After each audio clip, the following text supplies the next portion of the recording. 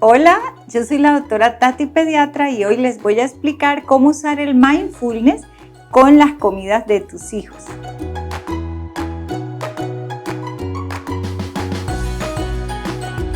Cuando yo le presento un plato de comida al niño, los primeros que entran a hacer juego con la comida son los 5 sentidos.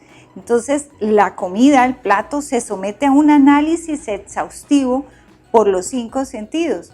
Algunos más que otros, dependiendo del niño, de qué sentido tenga más desarrollado el niño. Entonces, algunos lo miran, algunos tocan, algunos huelen, algunos lo llevan a la lengüita para probarlos, y dependiendo de eso se generan una cantidad de sensaciones que son llevadas al cerebro cuando ya el sentido las encuentra y las analiza, las pasa al cerebro, a donde se guardan los recuerdos, donde se guardan las emociones que tienen relación con esos alimentos.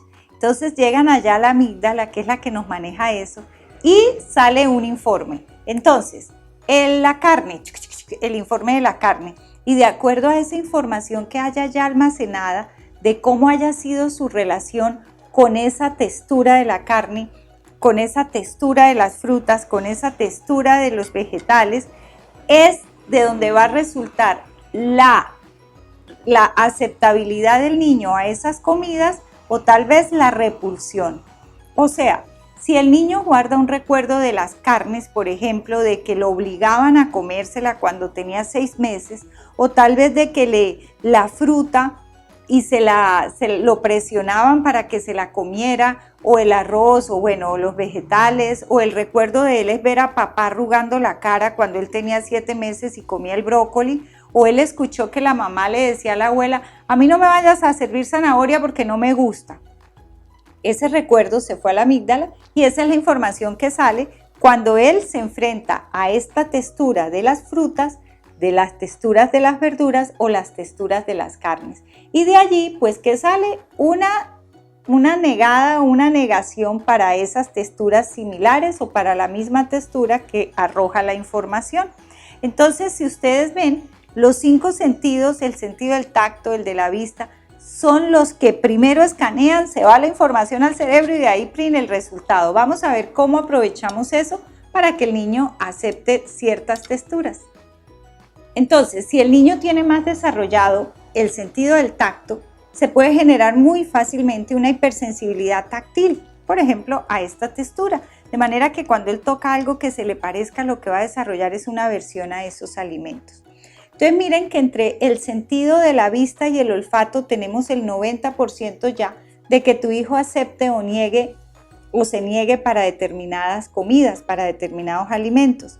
Resulta que si nosotros logramos estimular y aprovechar esa parte de que tenemos 400 receptores olfativos, poder usar la parte visual, ¿cómo lo hacemos? Si el niño ve colores en el plato, entre más colores vea, créanme que eso les aumenta el apetito. Si yo veo plano, bajo el apetito y aumento la saciedad. Entonces, ¿cómo aprovechar el mindfulness y estos colores? Que les describa qué colores hay en el plato. Si es un niño mayor de 2 años, que ustedes le jueguen y todo lo que hay alrededor de los colores, pero visualmente, si ya presento carnaval de colores, lo que voy a hacer es aumentar el apetito. Otro tip también es aprovecharnos de la parte olfativa, los olores, que sean olores que al niño le traigan emociones positivas, recuérdenlo siempre. Entonces, por ejemplo, si a él le gusta el olor a la canela, porque eso era lo que usaba la mamá en la colada, cuando le daba a los 6 meses, pues agreguémosle un poquito de canela. Si ustedes ya identificaron, colóquenlo a que huela. Otra cosa también es el plato, el aspecto que tenga el plato. Saciadez se da cuando el plato está muy lleno. Cuando ustedes presentan un plato que está atiborrado de comida, ¿sí? Que uno ve que se vomita la pechuga de pollo por allá o que le colocan una cantidad de arroz exagerada, eso ya el cerebro lo interpreta y dice, no, yo ya me llené, ya me sacié con eso. Entonces el aspecto del plato también es muy importante. También para la parte de los sentidos es muy importante la combinación de texturas.